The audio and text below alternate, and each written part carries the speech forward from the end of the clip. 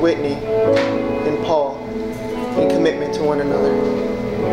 Paul, you may receive Whitney and bring her forward.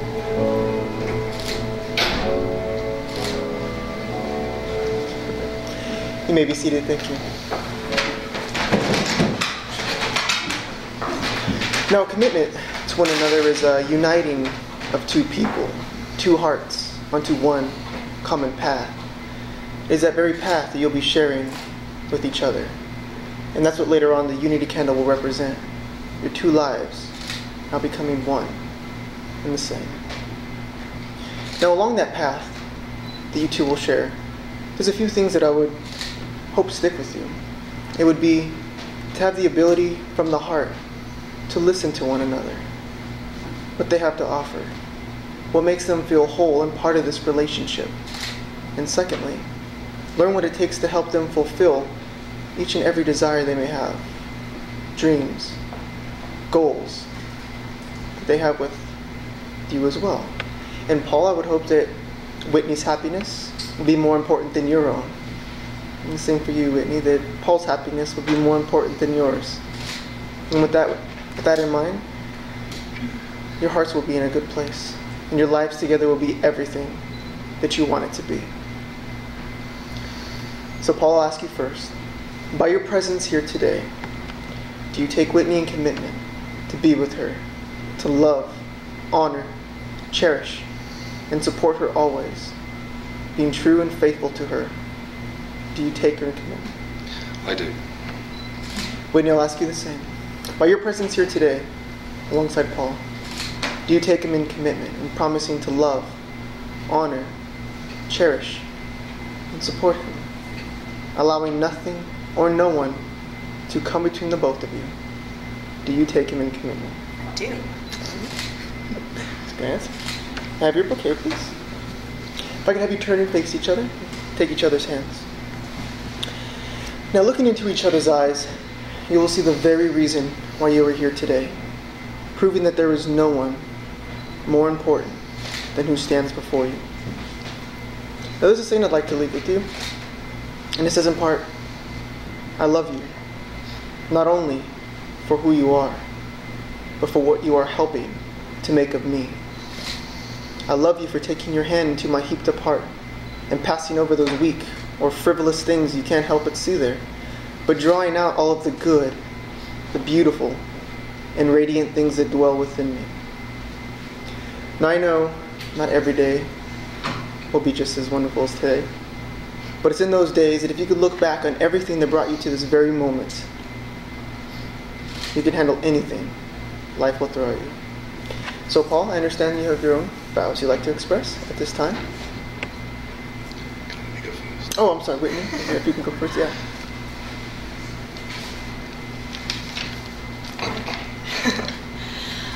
Having been 5,000 miles away from you for the majority of our relationship, I've had some time to myself to realize how miraculous it is that we're in the right place at the right time to meet when there was no physical distance between us. Here's a few facts. It was a 3% chance that I happened to be in London during that 3% time of my life. When you happened to be there too. Out of the 5,570 restaurants in London, we had a 0.02% chance of meeting at that restaurant. I had a 1.77% chance of meeting you at work on the days that we did, since he only worked there 3 times in the period that I worked there. And of course, I had about a 1 in about 14 million chance of connecting with you and not someone else in the population of London. And so now we're in the city where chance and risk are the most common part of the game, so I'm glad that we're celebrating here the victory and culmination. Sorry. The victory, finding the perfect love over the smallest of chances. I couldn't be luckier. I couldn't have engineered the evolution of our relationship more perfectly to bring us to this moment. And I'm so happy to tell you that you have a 100% chance of me devoting my life and heart to you and cherishing each second that is more brilliant because of you forever. And actually, there's no chance involved at all, only certainty. I've been waiting for you, and I promise to you, I love you. Paul?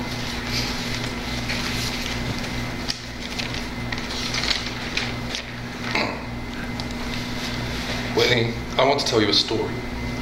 It's the story of a boy who just over a year ago met a girl who changed his life forever. This boy met this girl in London, and in their short time since, their journey has taken them to such exotic locations as Rome, Scotland, Reykjavik, and right here in the United States. But for this boy, it was also a journey of the heart. What started as a mere raindrop of attraction has steadily grown and grown to become the vast, overflowing ocean of love, happiness, and joy this boy feels in his heart right now. That boy stands before you today, but because of you, Whitney, that boy has grown into a man. With everyone in this room as his witness, he's asking you to do him the honour of marrying him. I love you, Whitney. I love your breathtaking beauty, your limitless kindness and generosity, your infectious smile, your creativity, your majestic array of talents, your beautiful multicoloured eyes, your silly, very silly sense of humour. I love your passionate and courageous desire to get the most out of every day you spend on this earth. I love that you love me, and that even when things are difficult between us, you always manage to communicate that to me. I love how happy you make me, which is a happiness I didn't know was possible. I love how you inspire me to be the best husband I can be, because, honey, you deserve nothing less than the best. This story is not over. This is merely the beginning of a new and wonderful chapter. But before we write this next instalment together, allow me to make my vow to you, with a little help from my more famous biblical namesake, St. Paul. Whitney, I promise to love you with the utmost patience and kindness. I promise to love you with humility, honour, and forgiveness when it's required. I promise to love you truthfully, honestly. I promise to protect you, to trust you, to be open with you, to see the good in you at all times. And I promise to love you, and only you, my soulmate, for the rest of my life and beyond. Thank you. And that was beautiful. I said that was beautiful. And at this time, may I have the rings, please?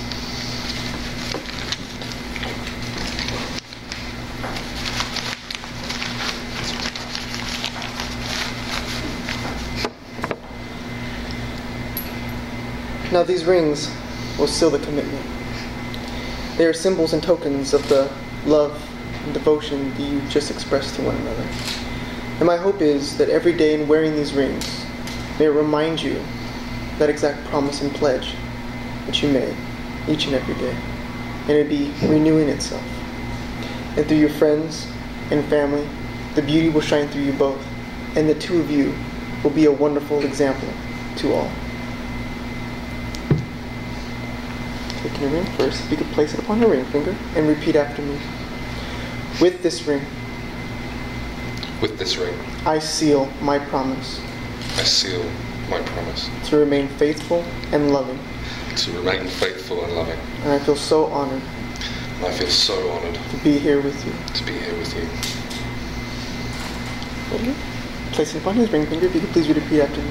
With this ring. With this ring. I seal my promise. I seal my promise. To remain faithful and loving. To remain faithful and loving. And I feel so honored. I feel so honored. To be here with you. To be here with you. At this time, if I could have you step over to the unity candle.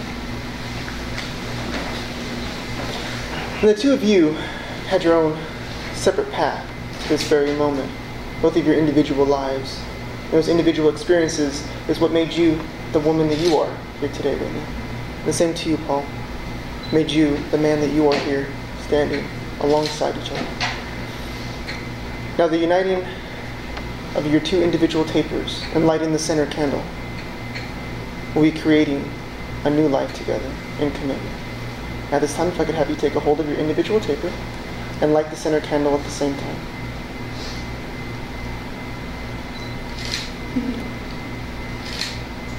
The center one and lighting will be creating a new journey with new memories to create. If I could have you just turn and blow out your individual tapers, representing that your two individual lives will no longer be.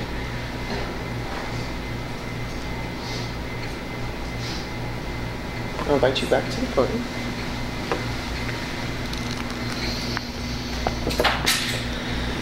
Now, if you love somebody, you'll be loyal to them no matter what the cost. You'll always stand beside them. You'll always trust them. And you'll stand your ground in defending them, no matter what. Now, there's a saying I'd like to leave with you two, as I see couples next to one another. And it says, "Don't walk in front of me, I may not follow. Don't walk behind me, I may not lead, but walk beside me as a friend." Because after all, that's what you're building. A deeper, richer, stronger friendship built upon the foundation, your relationship that you already have. So it certainly is a joy to be part of the celebration with friends and family as witnesses. You showed your intention by the exchanging of the vows and the exchanging of the rings. Therefore, with the power vested in me in the state of Nevada, it is my honor and privilege to now be able to pronounce you as committed to one another. Paul, you may now kiss me.